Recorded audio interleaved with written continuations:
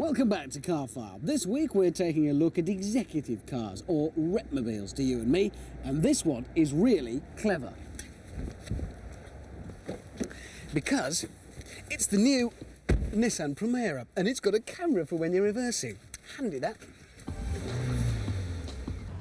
The Nissan Primera always was a good car. It was, as I've said before, just stuck in a crud suit.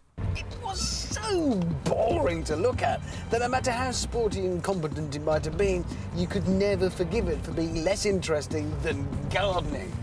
That, though, has changed because the new Primera is certainly interesting to look at, though I don't know that you'd ever want to call it pretty.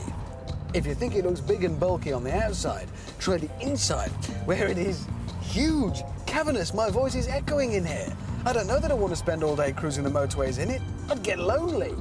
If the interior of the Mondeo was styled by a 13-year-old boy trying desperately to be grown up, the interior of the Primera was, I suspect, penned by an 8-year-old boy under the covers by torchlight as he read his space magazines.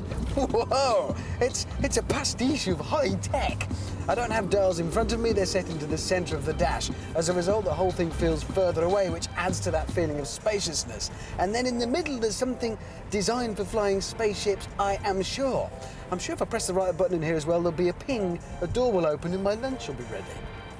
As a drive, well, it's nowhere near as bulky and wallowy as its look might make you think. It's actually quite sharp. And you would expect that, coming as it does from the pedigree of the original Primera, which was always a good drive. There's quite a handy range of engines, and even this, the baby 1.8, is not too bad.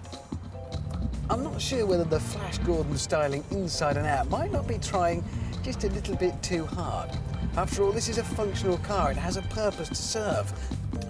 Not surprisingly, the new Primera is proving to be something of a fleet favourite, which is good news for the fleet managers, good news for Nissan. Not good for you if you're looking at buying one of these privates, of course. The more of these are punted out into the fleets, the more the value will drop. Buy one of these with your own money and you might as well throw your cash out the window. You will lose it. The poor old Primera has always been let down by incredibly bland looks. Not a problem suffered by the new one.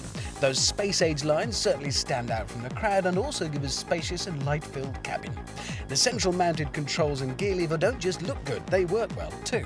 And I doubt if the novelty of the reversing camera will ever wear out.